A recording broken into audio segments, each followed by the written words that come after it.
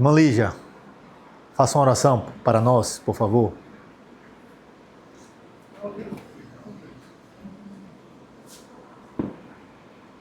Pai nosso que estás no céu, santificado seja o teu nome. Amém. Venha a nós o nosso pão, a nossa de cada dia, assim como nós perdoamos aos nossos deixamos cair em tentação.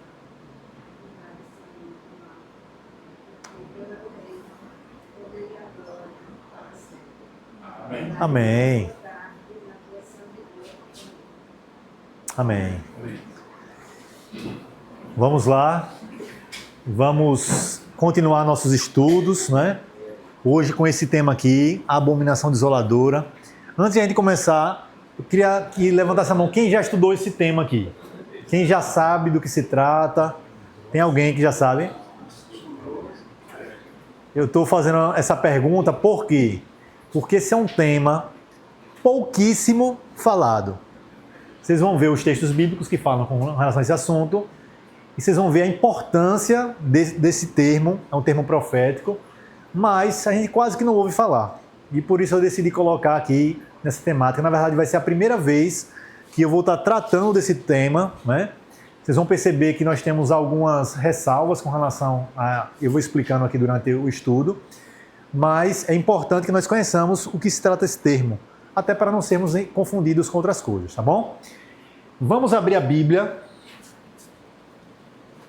em Deuteronômio, capítulo 17. Livro de Deuteronômio, capítulo 17.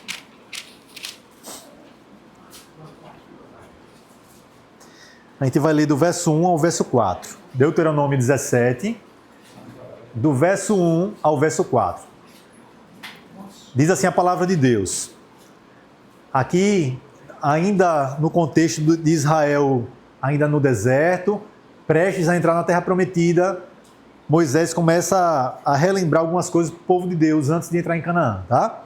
E diz assim o texto: Não sacrificarás ao Senhor teu Deus boi ou gado miúdo em que haja defeito ou alguma coisa má, pois isso é o quê? Abominação ao Senhor teu Deus. Quando no meio de ti, em alguma das tuas portas que te dá o Senhor teu Deus, se hajar algum homem ou mulher que fizer mal aos olhos do Senhor teu Deus, transgredindo a sua aliança, que se for e servir a outros deuses, e se encurvar a eles, ao sol, ou à lua, ou a todo o exército do céu, o que eu não ordenei, e te for denunciado e o ouvires, então inquirirás. E eis que, sendo verdade, e certo que se fez tal abominação em Israel. Bom, o termo de hoje é abominação desoladora. E para a gente começar a pensar nesse tema, a gente precisa pensar o que é o conceito de abominação. Neste texto aqui de Deuteronômio, por 2 vezes aparece essa palavrinha. Uma, se você levasse para o sacrifício aquilo que Deus não tinha pedido, ou seja, você estava levando para o Deus verdadeiro, mas foi algo que Deus não pediu. Era algo que ele rejeitou, ele disse, não faça dessa forma. E o segundo momento é quando não era Deus que estava sendo servido, mas falsos deuses, na verdade criaturas de Deus, né? O sol, a lua, as estrelas, ou qualquer outra manifestação errada de Deus, né? Deuses falsos, também seria abominação. Então, quem pode ler aqui na tela o conceito de abominação? João Barroso, por favor, você pode ler na tela? Vamos lá. Conceito de abominação. Uma abominação é aquilo que é excepcionalmente repugnante, odioso, pecaminoso, perverso ou vil. O termo sinictus é traduzido como abominação por quase todas as traduções da Bíblia. Adoração a falsos deuses e rituais pagãos são os principais alvos descritos como traição e nojo diante de Deus. Então vejam, a abominação é fazer algo muito execrável, contrário à vontade de Deus. Pecado é pecado. Transgredir a lei de Deus, seja numa pequena coisa ou na grande, é pecado, é transgressão. Mas para algumas coisas, Deus coloca uma palavrinha um pouco mais pesada, que é a palavrinha abominável, abominação, tá? Então, a abominação tem a ver com ir de encontro frontalmente àquilo que Deus pediu, da forma como Deus deixou claro, principalmente relacionado à adoração, ok?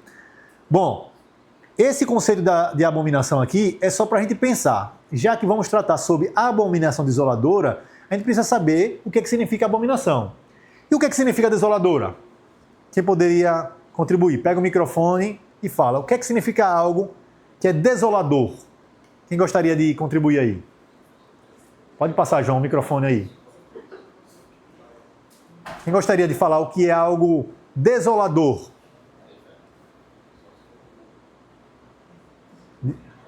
E aí, ninguém? O que é algo que... Vou mudar a palavra um pouquinho. Vocês ouviram uma matéria de jornal que fala assim, houve uma grande desolação. O que significa?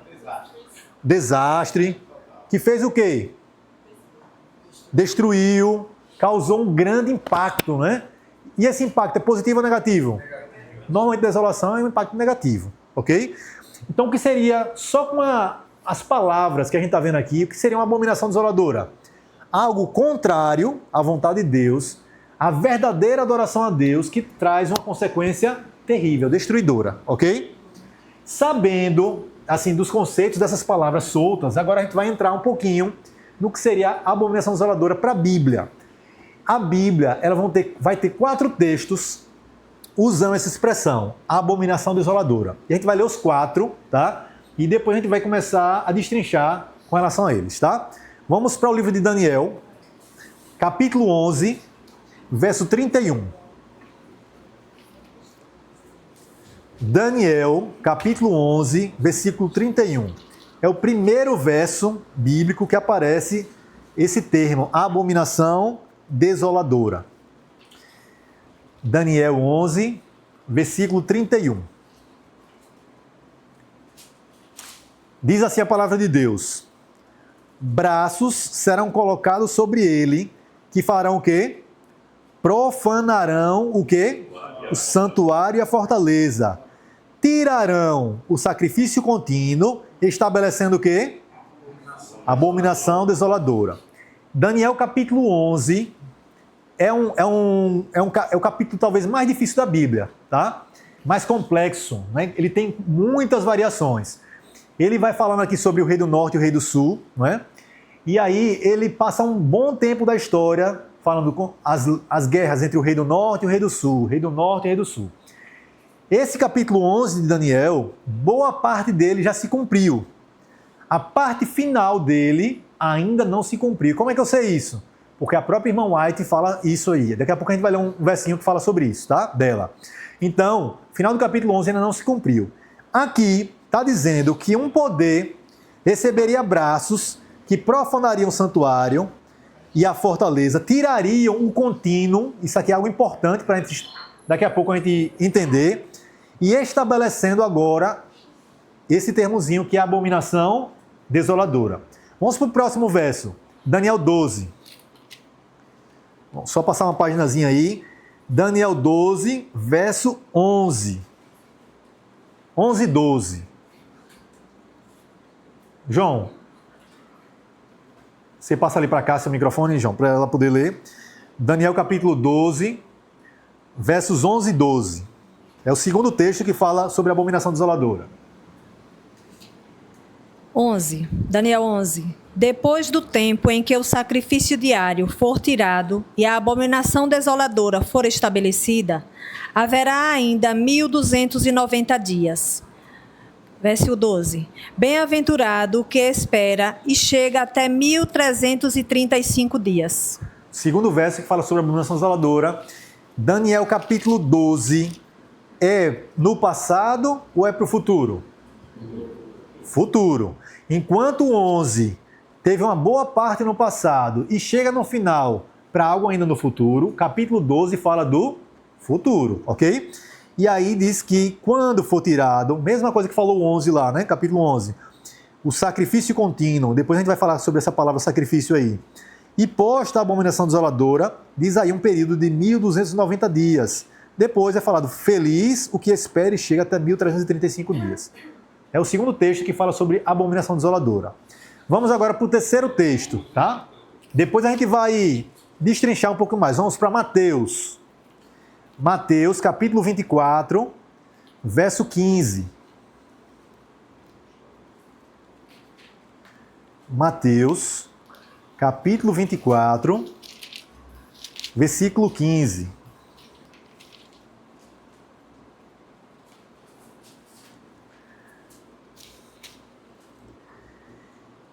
Mas todos já encontraram? Mateus 24, 15, aqui é o próprio Jesus falando, no sermão profético, né? Que ele fala ali.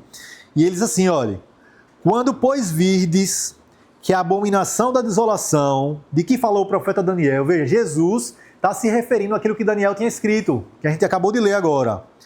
Quando estiver no lugar santo, quem lê entenda. E o verso 16 diz, se estiverem na Judéia, fujam para os montes. A gente não vai adentrar nisso agora, não. O fato que Jesus, ele cita esse termo, abominação desoladora. Daniel tinha citado 2 vezes, e Jesus agora pega o que Daniel falou e repete aqui nesse sermão profético, ok? E aí depois a gente vai estudar um pouquinho mais sobre isso aí. Próximo texto, Marcos, capítulo 13, verso 14. É o mesmo contexto aqui do sermão profético, só que falado agora por outro evangelista, né? Por Marcos. Marcos 13, versículo 14. E aí Marcos diz o seguinte, ora, quando vós virdes a abominação da desolação, que foi predita pelo profeta Daniel, estando onde não deve estar, quem lê entenda, então os que estiverem na Judéia, fujam para os montes. Bom, esses são os 4 versos que a Bíblia usa essa terminologia, abominação desoladora. Eu falei no início que pouco se fala sobre esse assunto. Na verdade, nós não temos uma luz clara e direta afirmando categoricamente o que é abominação desoladora. Então, a gente falou aqui com relação às 2 bestas de Apocalipse 13, no nosso primeiro estudo, e a gente pode falar com segurança quem é a besta que sobe do mar e a besta que sobe da terra. Por quê? Porque além de a gente ter muitas pistas, né, que são dadas ali, a gente consegue comprovar. Além disso, a irmã White chega e diz o seguinte, olha, a primeira besta é o papado, a segunda besta é os Estados Unidos. Então a gente tem segurança de chegar e dizer é isso. Porque nós temos a profetisa de Deus afirmando o que é que significa esses símbolos. Já que na abominação desoladora, a gente não tem a irmã White dizendo o que é que significa esse termo. E aí a gente vai ter que pesquisar, estudar as entrelinhas para poder entender o que se refere a esse termo e se ele é ou não importante para nós conhecermos, ok? Vamos lá. Vejam, eu trouxe aqui pelo menos 3 interpretações com relação ao que significa abominação desoladora, tá? 2 que estão no passado e uma que está aqui no futuro. E aqui a do futuro não tem nome, ok? Mas são 3 formas de entender o que é abominação desoladora. A primeira está o nome de um homem aí, ó, Antíoco Epifânio. Alguns estudiosos, alguns teólogos não adventistas, eles acreditam que a abominação desoladora foi esse cara, Antíoco Epifânio. E daqui a pouco eu vou falar por que eles entendem que foi ele, tá? Aí foram os generais que se separaram ou não? No próximo slide eu vou destrinchar quem é. Oi? Se quiser falar, pode falar. No próximo slide a gente vai falar sobre isso. A segunda interpretação é que a abominação desoladora foi a conversão de Clovis. E a gente vai falar também quem é esse Clovis. 2 pessoas aí diretamente relacionadas com esses entendimentos proféticos. E a terceira interpretação, que é no futuro, não tem nome aqui, até porque não existiu nada ainda, né? Mas vocês vão entender o que é que a gente vai trazer aqui com relação ao no futuro.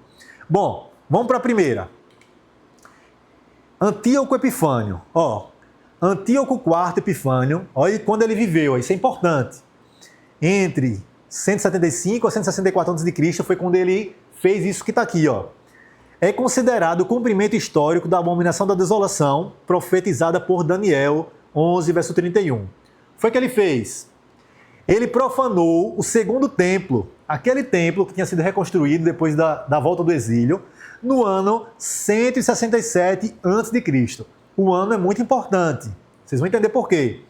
Proibindo sacrifícios judeus, instalando um altar a Zeus, né, um deus grego, e sacrificando um porco no altar sagrado, causando intensa desolação espiritual. Isso é um fato histórico.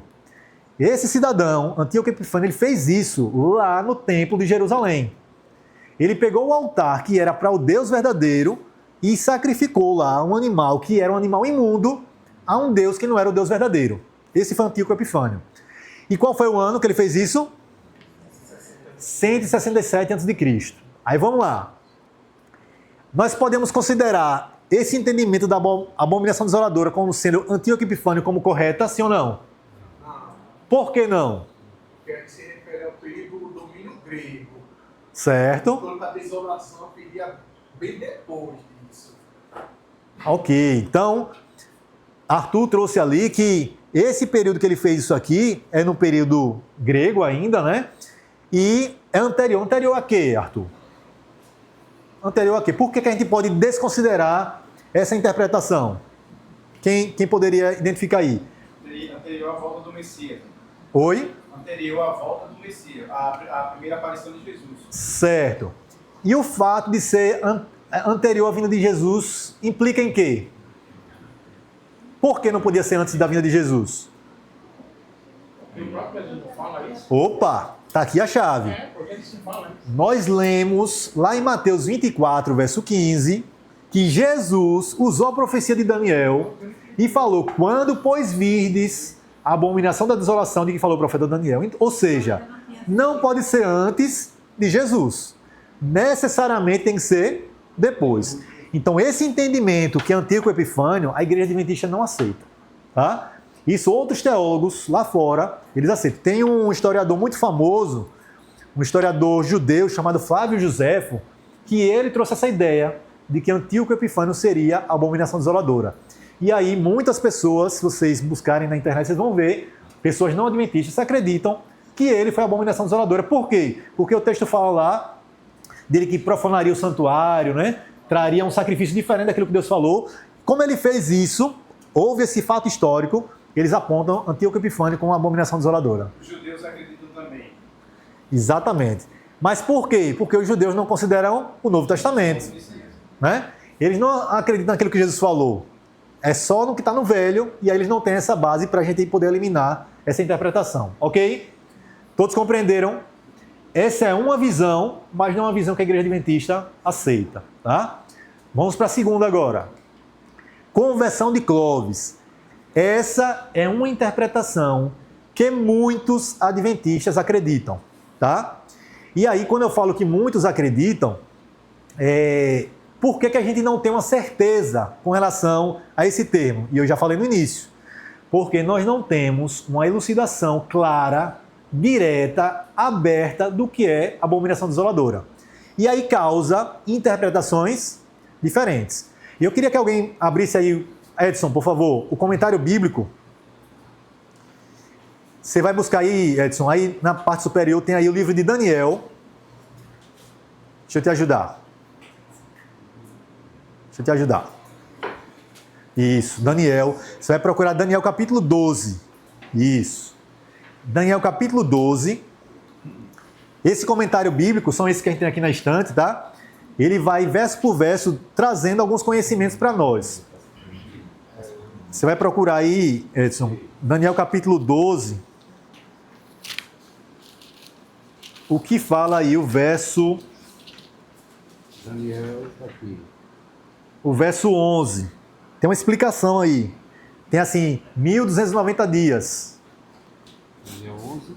Eu fiz questão de não colocar na tela. Daniel 12. Deixa eu te ajudar. Aqui a gente acha o livro e a gente vai nos capítulos aqui, tá? Aqui 7:25. 11.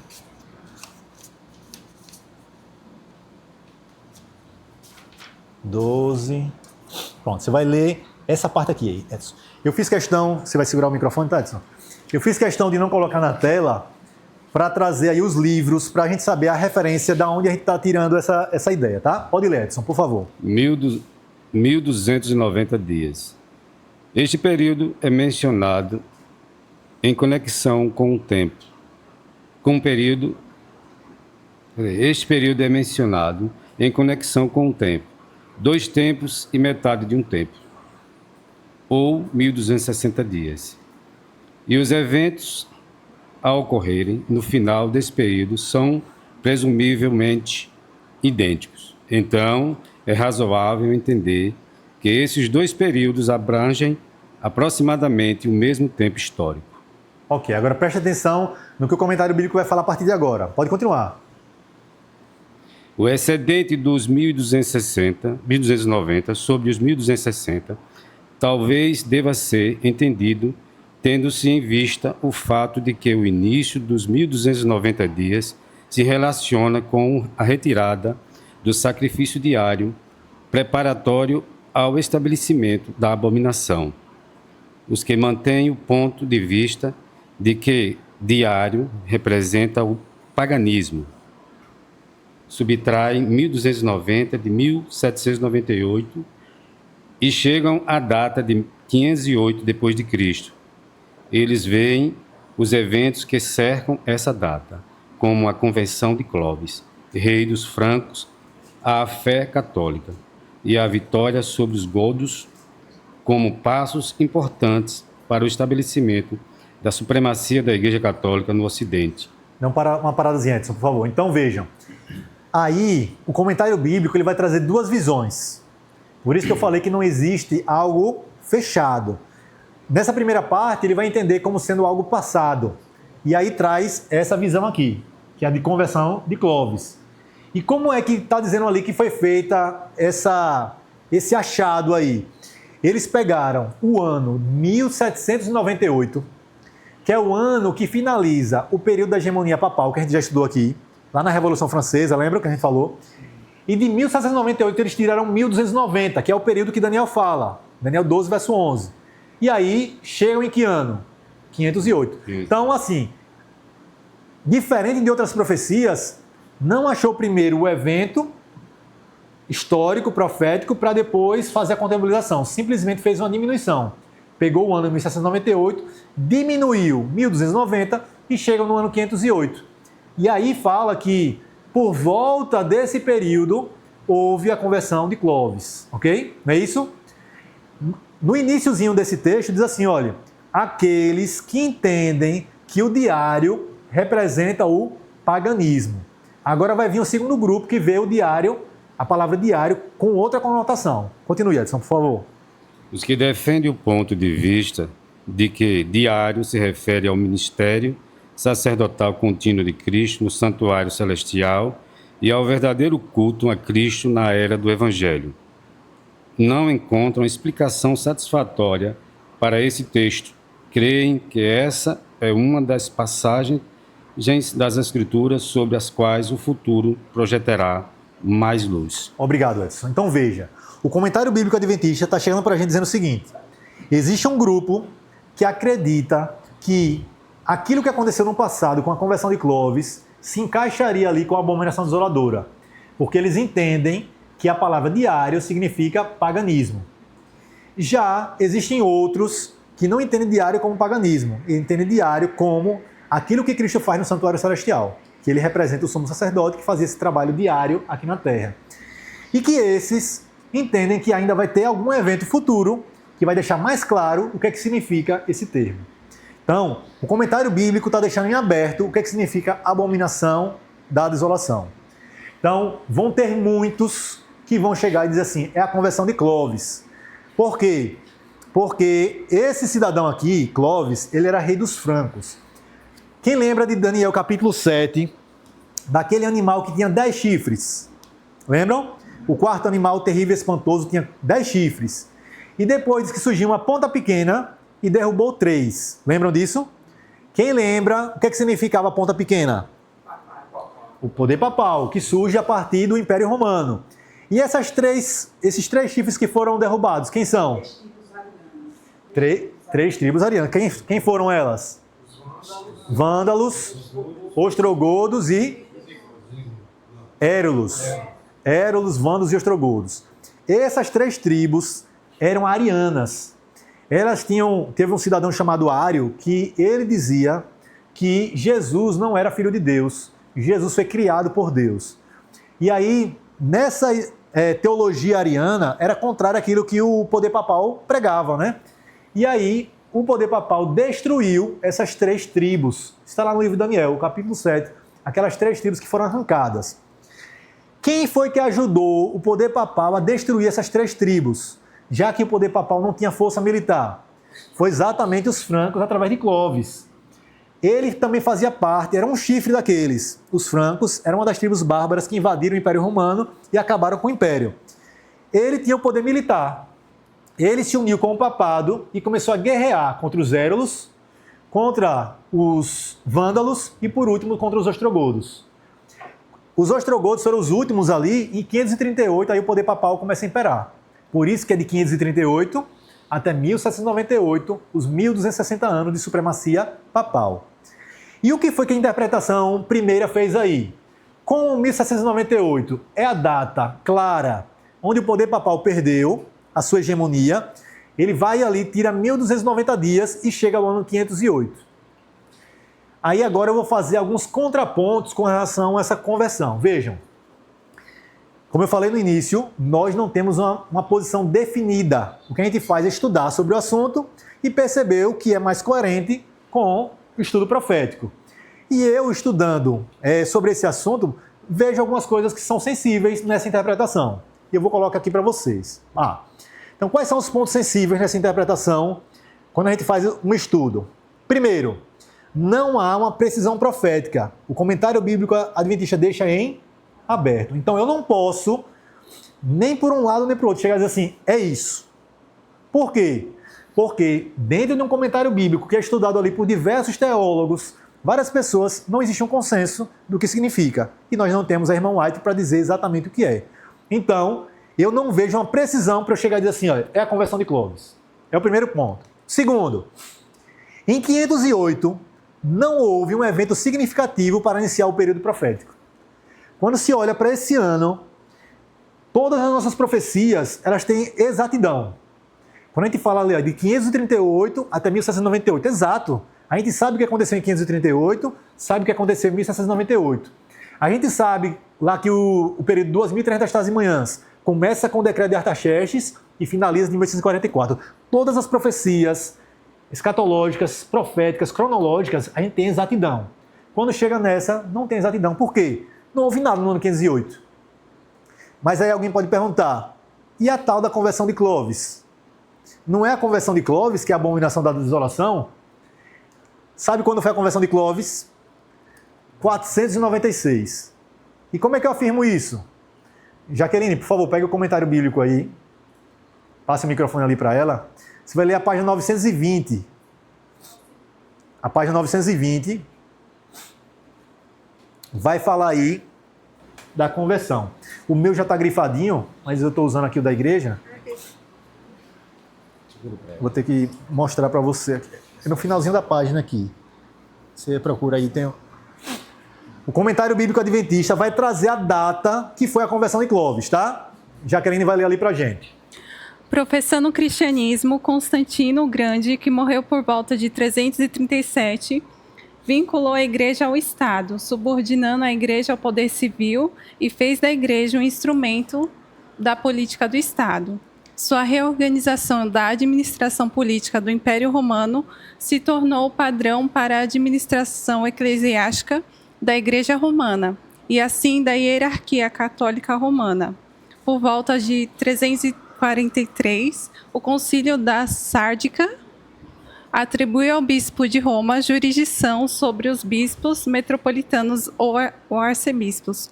O Papa Inocêncio I, que morreu por volta de 417, reivindicava a jurisdição suprema sobre todo o mundo cristão, mas não foi capaz de exercer esse poder.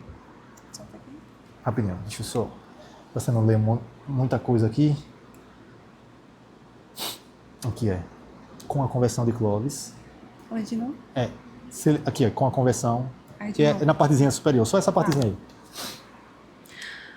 Com a conversão de Clovis, 496, rei dos francos, o papado fundou um exército forte para defender seus interesses e ajudar efetivamente a converter outras tribos bárbaras. Ok. Na página seguinte, repete mais uma vez essa questão. Então, a data histórica da conversão de Clovis, que o próprio comentário bíblico adventista traz, é o ano 496, não o ano 508. Então, vejam. A profecia lá de Daniel, ela trata dos 1.290 dias. E aí, como eu falei, para chegar no 508 foi uma diminuição. 1.798 menos 1.290 e chegou em 508. Mas quando chega em 508, o que é que acontece? Aí diz assim, ó, por volta dessa data, houve isso. Mas a conversão dele foi em 496. Que profecia que não tem segurança na data. Então, fica difícil a gente sustentar um entendimento profético onde não existe uma coerência com relação à data, ok? Outra coisa, ó, lá no capítulo 12, o verso 12, fala dos 1.290, depois fala de 1.335 dias. Se a gente pega o ano 508 e soma 1.335, chegamos no ano de 1843. Houve algo profético no ano de 1843? Não. Qual foi o ano que aconteceu? 1844. Então, em 43 não teve nada. O que aconteceu foi em 1844. Então, não traz para a gente um cumprimento profético de verdade nesse ano, ok? Então, são alguns pontos que essa interpretação, que a conversão de Clovis seja a abominação desoladora, ela deixa um pouco a desejar. E se a gente pensar no conceito inicial que nós vimos de abominação?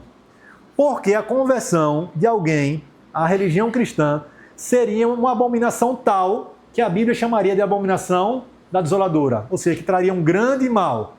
Na verdade, o poder papal, né, que ele trouxe a hegemonia dele, por si só foi um grande mal, mas não a conversão de Clovis.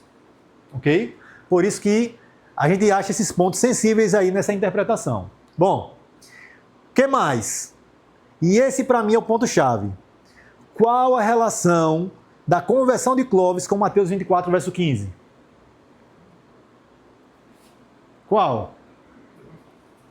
Mateus 24 trata sobre o quê? O que é que Mateus 24 trata? A destruição de Jerusalém e a volta de Jesus. João, por favor, pega aí o livro Grande Conflito. Você vai abrir aí na página 25, no último parágrafo da página 25, e vai passar depois para a página 26, o primeiro parágrafo, continuando a leitura, tá? Vejam, essa interpretação da conversão de Clovis não se encaixa com Mateus 24. Ela poderia até se encaixar lá com o período de Daniel, capítulo 12. Mas quando chega aqui do que Jesus falou sobre esse termo aqui, se aquele sermão era voltado para a destruição de Jerusalém, que foi no ano 70, e também falando sobre a volta de Jesus, não existe nesse meio tempo nada que se encaixe com a abominação desoladora. Leia aí, por favor, João, o que é que diz o Grande Conflito na página 25? Página 25, é o último... Último parágrafo. E aí você vai passar depois para a página 26. Pode ler. Jesus declarou aos discípulos que o escutavam os juízos que deveriam cair sobre o apóstata Israel, e especialmente o castigo retribuidor que lhe sobreviria por sua rejeição e crucificação do Messias. Sinais inequívocos precederiam a terrível culminação.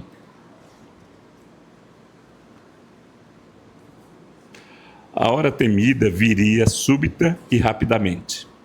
E o Salvador advertiu a seus seguidores: quando, pois, virdes que a abominação da desolação de que falou o profeta Daniel está no lugar santo, quem lê, atenda, então os que estiverem na Judéia fujam para os montes. Quando os símbolos idolátricos dos romanos fossem erguidos em terra santa, a qual ia a um pouco além dos muros da cidade, então os seguidores de Cristo deveriam achar segurança na fuga. Quando fosse visto o sinal de aviso, os que desejavam escapar não deveriam se demorar. Por toda a terra da Judéia, bem como Jerusalém, o sinal para a fuga deveria ser imediatamente obedecido. Obrigado, João. Então, vocês viram aqui, a irmã White, aqui no primeiro capítulo do Grande Conflito, ela fala com relação ao texto, Mateus 24, verso 15. Tem algo aqui antes, que eu grifei aqui, João, realmente ele fez o que eu pedi, né, que foi o último parágrafo, mas antes diz assim, olha, a profecia que Jesus proferiu era dupla em seu sentido. Mateus 24, aqui a irmã White está dizendo, era dupla em seu sentido. Ao mesmo tempo em que prefigurava a destruição de Jerusalém, representava igualmente os terrores do último grande dia. Então, Mateus 24 está se referindo a quê? Destruição de Jerusalém e o período anterior à volta de Jesus. Se é sobre esses dois períodos, e se Jesus falou sobre a abominação da desolação, teria que se encaixar com esses dois períodos. E quando se fala da destruição de Jerusalém, casa perfeitamente. Porque, na continuação aqui, a irmã White fala esse verso e diz assim, olha, quando os símbolos idolátricos dos romanos fossem erguidos em terra santa, a qual iam depois dos muros da cidade, então os seguidores de Cristo deviam achar segurança na fuga. Por isso que Deus fala, quando vocês virem, fujam. Quando fosse visto o sinal de aviso, os que desejavam escapar não deveriam se demorar. E a história nos conta que quando o exército romano, primeiro no ano 67, ele fez um cerco ao redor de Jerusalém, aqueles que ouviram o que Jesus falou nesse sermão profético, que disse assim, olha, quando vocês virem Jerusalém cercada, vocês façam o quê? Fujam. Porque eu li com vocês Mateus 24, Marcos 13, mas agora queria que vocês abrissem a Bíblia em Lucas, capítulo 21. A gente não pegou a terceira versão evangelística aqui dos evangelhos sinóticos, para ver o que é que Lucas fala com relação ao mesmo termo que a gente viu da abominação desoladora, tá? Lucas ele foi mais direto, ele não usou um termo hebraico. Lucas, ele falava muito com os gregos, né? E eram pessoas que não tinham tanto conhecimento da lei judaica. E aí ele não usou o termo abominação desoladora, ele foi mais direto. Lucas 21, verso 20. Lucas 21, verso 20 diz assim, olha, mas quando vocês virem Jerusalém cercada de exércitos, sabei então que é chegada a sua devastação. Lucas ele foi direto, ele não falou o termo abominação desoladora. Ele disse, olha, quando vocês virem Jerusalém cercada pelo exército, é tempo de vocês o quê? Fugirem. A irmã White ela uniu as duas coisas. Ela fala da destruição de Jerusalém quando os símbolos idolátricos dos romanos fossem colocados. E aí, não é o Espírito de Profecia que fala, mas a história conta que os romanos eles tinham aquelas bandeiras que eles tinham o símbolo do sol, né, no seu estandarte. E a cidade, vamos pegar esse quadrado aqui, ela era cercada por muros, mas a Terra Santa ela tinha um pedacinho de terra fora dos muros. E foram ali que eles fincaram o estandarte deles, que era um símbolo idolátrico romano. Por isso que a irmã White fala isso aqui. Então, o cerco de Jerusalém era a abominação da desolação que falou o profeta Daniel para aqueles dias. Só que a irmã White fala que essa profecia era dupla em seu sentido. Ou seja, da mesma forma que os versos falam da destruição de Jerusalém, eles apontam também para o período antes da volta de Jesus. E agora eu queria ler para vocês o que está aqui no livro Eventos Finais, nessa minha versão aqui na página 72. Olhe o que a irmã White vai fazer agora com esse assunto que a gente está vendo aqui. Destruição de Jerusalém, com o tempo futuro. O que ela vai fazer? Vai trazer aqui de luz para a gente. Ó. Não está muito distante o tempo em que, como os antigos discípulos, seremos forçados a buscar refúgio em lugares desolados e solitários. Que momento foi esse que os discípulos fizeram isso? Precisaram procurar lugares desolados e solitários. Que momento foi esse? No cerco de Jerusalém, quando Jerusalém foi cercada, que eles fugiram, saíram de Jerusalém. Como é uma palavra de comparação, né? Advérbio de comparação. Como o cerco de Jerusalém pelos exércitos romanos era o sinal de fuga para os cristãos judeus, assim o arrogar-se nossa nação o poder para decretar obrigatório o dia de repouso papal será uma advertência para nós. A irmã White pegou agora o símbolo, a abominação desoladora que cercou Jerusalém, E era o sinal de fuga para os discípulos, e ela compara com a fuga que o povo de Deus vai passar nos últimos dias. E ela diz: será então tempo de deixar as grandes cidades, passo preparatório para sair das menores para lares retirados em lugares solitários entre as montanhas. Exatamente. Nós já estudamos sobre isso nos nossos 2 primeiros encontros. E aí, se esse entendimento, que a gente não está batendo o martelo de forma categórica, mas se esse entendimento estiver correto, quer dizer o que para nós? Que o que seria o decreto dominical? A abominação da desoladora para os nossos dias. Porque ela está dizendo que do mesmo jeito que o cerco foi para os discípulos, assim vai ser quando a nação americana decretar um dia de repouso papal. Isso seria uma interpretação da abominação desoladora para o futuro, ok? Seria esse entendimento. Agora veja as implicações. Se isso for verdade, se isso está correto, se esse entendimento está correto, o que é que isso implica? Implica que, se a gente voltar para Daniel capítulo 12, fala que quando for posta a abominação desoladora, haverá 1.290 dias e 1.335 dias. E aí, lembra que quando a gente estudou aqui sobre o decreto, eu fiz uma pergunta, né? Quanto tempo entre o decreto e a volta de Jesus, lembra? E aí alguns pensavam que era pouco tempo, tal. Se esse entendimento estiver correto, isso quer dizer que a gente vai passar um pouco mais de 3 anos e meio depois do decreto dominical, sem que Cristo volte. Ou seja, é um tempo razoavelmente grande que nós deveremos estar vivendo fora das cidades e vivendo pela fé, sendo sustentados pela fé em Deus. Tá? Então, vejam, eu quero que vocês saiam daqui sabendo disso. Existe essa interpretação aqui da conversão de Clovis, que muitos aceitam como sendo a abominação desoladora, e o próprio comentário adventista deixa em aberto uma outra visão para o futuro. E quando a gente vê esses versos bíblicos junto com o espírito de profecia, a gente começa a perceber que essa abominação desoladora, ela se encaixa também com o decreto dominical. E isso aponta para o futuro. E aí, como eu falei, tem essa implicação de tempo aí. Aí alguém pode dizer, mas os tempos proféticos não acabaram com 1844? Né? Que existe um texto da irmã White que fala sobre isso. Mas aqui a gente não está tratando de um dia equivalente a um ano. Seriam dias literais, se essa interpretação estiver correta. Tá? Não seriam mais 1.290 anos ou 1.335 anos. Seriam dias literais, porque não vai ter mais essa equivalência dia e ano. Ok? Todos entenderam?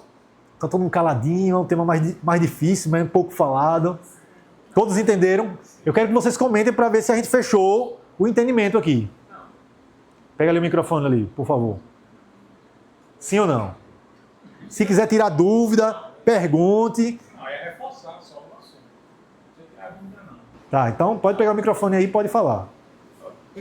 Pelo que eu entendi e pelos anos que eu venho frequentando, estudando a palavra, a interpretação está correta. Seria isso, exatamente isso, a desolação. E não só fica nisso, né? Porque em cima disso aí também tem aquela chamada angústia de Jacó, que tá no leque, entendeu? Você, até concordo, né?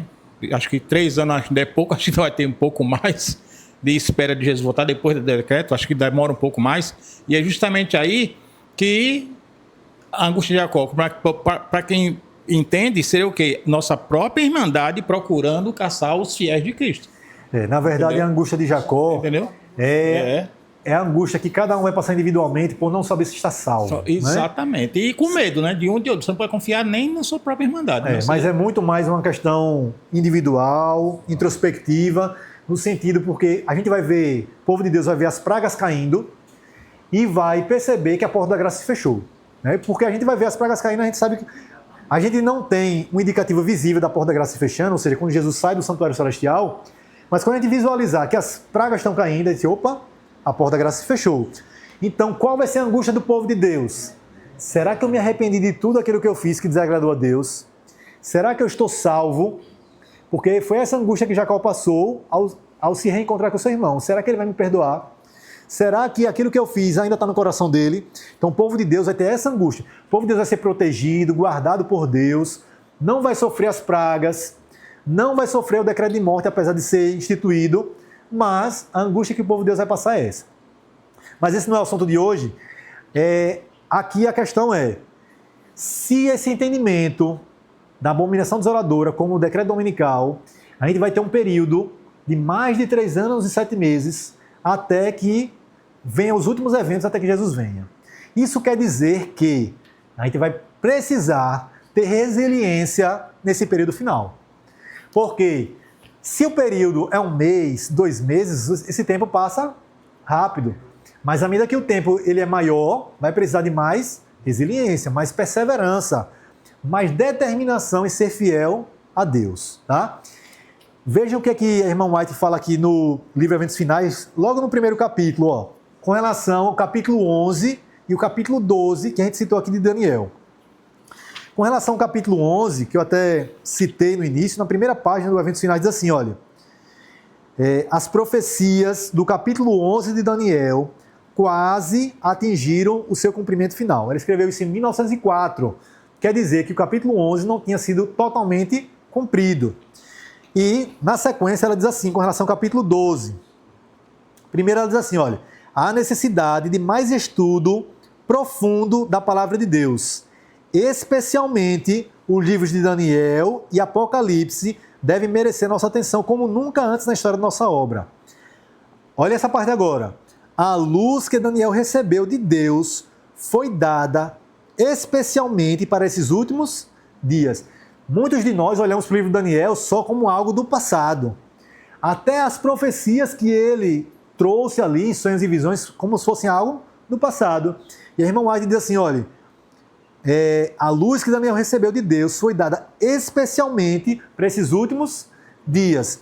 E finaliza dizendo assim, olha, leiamos e estudemos o capítulo 12 de Daniel, que é exatamente esse capítulo que a gente viu falando sobre a abominação desoladora, tá? Por que temos que estudar esse capítulo? Que ela fala, olha, ou seja, esse capítulo contém uma advertência que todos nós precisamos compreender antes do tempo de angústia. Então veja, nós temos que pegar o capítulo 12 de Daniel e olhar que advertência é essa, que é dada nesse capítulo, que nós temos que aprender antes do tempo de angústia. Por que Deus está ressaltando esse capítulo para o nosso estudo, de forma específica? A irmã White não vai falar do capítulo 7 de Daniel, do capítulo 8, do capítulo 9. Ela cita o capítulo 11, diz que o finalzinho ainda não foi cumprido e diz que o capítulo 12 deve merecer a nossa atenção. Por isso que nós estamos estudando hoje sobre esse tema. É um tema pouquíssimo falado, mas que precisa os nossos olhos estarem sobre esse tema. Por quê?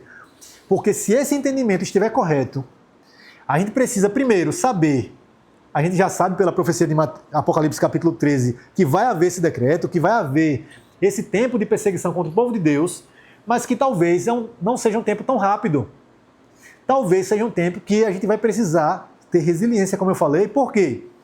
Porque, eu até falei isso aqui em outro momento, quando Noé entra na arca, a porta se fechou, e aí talvez alguns esperavam chuva imediata, e a chuva não caiu. Passou o primeiro dia, o segundo dia, e as pessoas que estavam lá fora, eles estavam fazendo o quê? Zombando. Isso vai acontecer no futuro, sim ou não? Sim. Sim. Por quê? Quando Deus disse assim, ó, saia, não necessariamente no primeiro momento vai acontecer alguma coisa aqui. Os cristãos judeus que fugiram para a cidade de Pela, depois do primeiro cerco, não foi instantaneamente que veio o exército romano. Eles voltaram depois de um tempo, depois de meses, quando deu tempo de todo o povo sair, cercaram novamente. E aí, dessa vez que cercou, eles não saíram mais. Fizeram um cerco que a comida não entrava em Jerusalém, a fome bateu, o desespero, a Bíblia relata com relação a isso, que de tanta fome que eles tinham, eles roíam o cinto de couro para comer. As mulheres comiam os próprios filhos para matar a fome. Isso está na Bíblia, né? Isso aconteceu nesse cerco aí, de tanta fome que aconteceu. Mas aqueles que foram fiéis, que obedeceram aquilo que Jesus falou lá em Mateus 24, verso 15, estavam preservados, estavam tranquilos em uma cidade lá, sendo alimentados e preservados por Deus.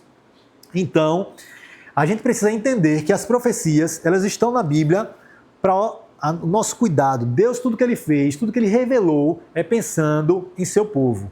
É para nos cuidar, é porque Ele nos ama, Ele sabe o que é melhor para nós. Só que nós precisamos conhecer a palavra de Deus. Nós precisamos conhecer as advertências que Ele deixou para que, quando chegar os períodos das aflições, nós estejamos com a nossa fé alicerçada. Tá? Então, vocês tiveram a ideia aí do que é a abominação desoladora, né? As duas interpretações, uma do passado e uma do futuro, que é trazida para nós, e aí cabe a vocês estudarem mais, se aprofundarem sobre o assunto, para que vocês tenham a posição de vocês. Eu tenho a minha pessoal, né? De acordo com meus estudos, mas cada um precisa ter. A gente não pode bater o martelo, por quê? Porque não temos luz suficiente, clara, direta para isso. Mas temos indicativos para acreditar em uma ou em outra interpretação. Tá bom? Alguma pergunta, algum comentário? Eu só vi só uma semelhança lá onde entre o tempo dos apontamentos onde foi pregado que Jesus vivia e morrer, né? E muitos levantados. E essa também seria mais ou menos um comparativo também. Depois da seta dominical, Jesus não voltar tão rápido. Seria também uma... Na verdade, veja, por isso que eu estou deixando claro aqui para todos, né? Aqui nós não estamos sendo categóricos, né? E aqui a gente não está falando de marcar data de nada. Pelo contrário, a Bíblia diz claramente que não devemos marcar data para a volta de Jesus. O dia e a hora ninguém sabe.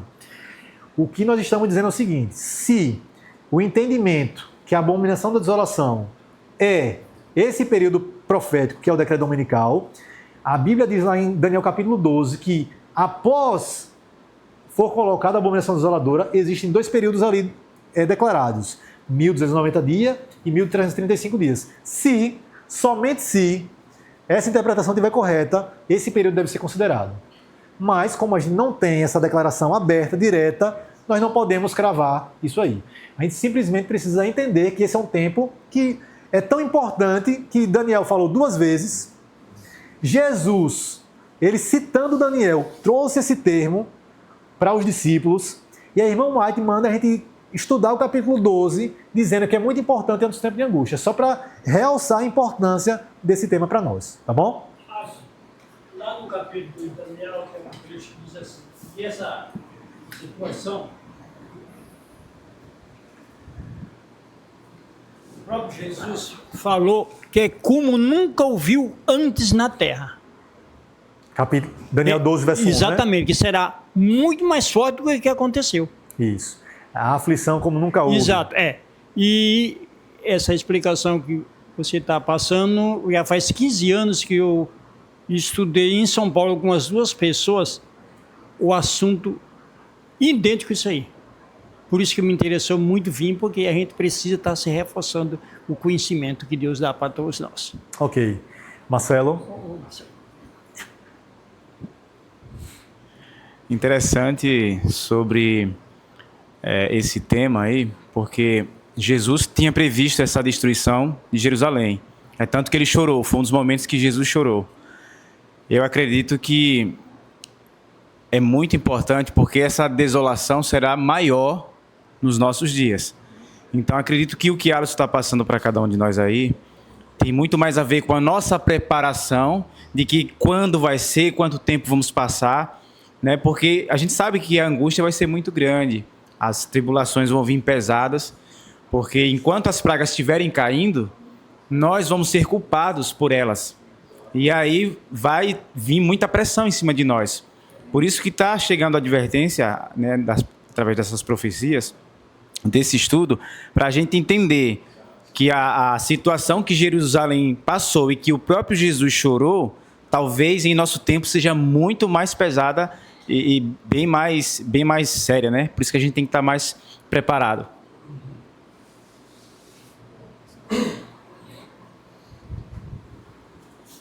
No livro O Grande Conflito, você pode pegar aí na página, está grifado no seu aí, na página 371. Abra aí, por favor, 371. Com relação a... Alice colocou aí uma observação de que não estamos falando, marcando data aqui. A intenção não é essa, né? Não e mesmo. ele citou Mateus 24:36, que diz: o dia e a hora ninguém sabe, né? Nem os anjos, nem os homens, nem eu, somente o Pai. E uma citação aqui da senhora White no Grande Conflito com relação ao desapontamento que ocorreu na época, quando Guilherme Miller começou a proclamar que Jesus voltaria em 1844, né? E disse inclusive o mês e o dia, né? Um grupo se opôs a isso, um grande grupo, né? E disseram que a situação, eles só eram contrários porque Guilherme Miller tinha marcado o dia e a hora. Aí ela explica aqui, depois vocês podem ver, que na realidade eles não estavam preparados para a volta de Jesus. Eles temiam a volta de Jesus porque eles não estavam preparados. E usavam esse argumento, usavam esse versículo para justificar a posição deles, né? Aí olha o que ela coloca aqui. Ela cita o verso que era usado, né, contra o movimento e cita o que Jesus falou. Aí ela explica aqui. Conquanto ninguém saiba o dia ou a hora de sua vinda, somos instruídos quanto à sua proximidade. E isto nos é exigido saber. Saber o quê? A proximidade da volta de Cristo. Demais, é nos ensinado que desatender a advertência ou recusar saber a proximidade do advento do Salvador, ser-nos-á tão fatal como foi aos que viveram nos dias de Noé o não saber quando viria o dilúvio. Então, se nós nos recusamos a atender aos sinais, a conhecer o que está para acontecer, vai nos pegar, vai ser fatal. Vai ser fatal. Aqui não está se buscando saber o dia, a hora, mas o que vai acontecer, o que Jesus Cristo disse, as coisas que vão acontecer e nos mostram que está no fim, está próximo, e que deve ter uma preparação para sobreviver durante esse período, né? Ok, então a grande questão aqui que a gente está alertando todos os estudos é a questão da preparação, né?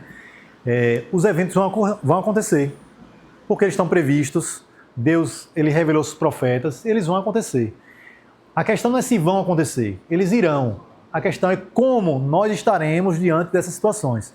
Deus deixou tudo isso revelado para nós, dizendo assim, meu filho, se prepare, vai chegar o tempo, esteja em contrição comigo, aprenda a confiar em mim, porque esse tempo vai precisar de muito relacionamento.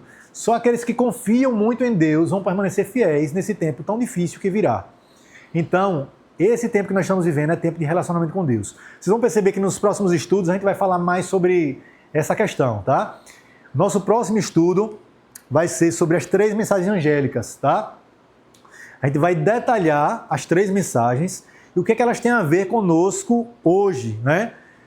A gente vai ver que 2 já foram proclamadas com mais intensidade em um período passado e existia uma mais específica hoje, mas as 3 ainda estão valendo para nós. Então, daqui a 15 dias nós vamos falar sobre as 3 mensagens angélicas. E a gente vai entender quem são esses anjos e qual é o nosso papel diante dessa temática, das 3 mensagens angélicas, tá bom? Esse é o nosso próximo assunto. Vamos ficar de pé, vamos fazer uma oração.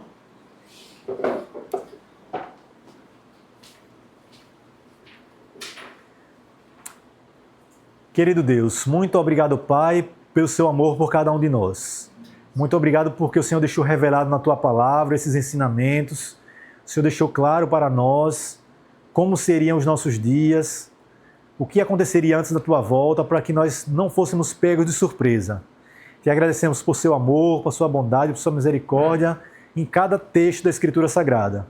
Que o Senhor nos prepare, que o Senhor derrame sobre nós o Teu Santo Espírito a cada dia, fortalecendo a nossa fé, nossa confiança em Ti, para que, mesmo que caiam os céus, nós estejamos ao Teu lado, Pai. Amém. Isso é que eu te peço e te agradeço. Em nome de Jesus. Amém. Amém. Até o próximo estudo.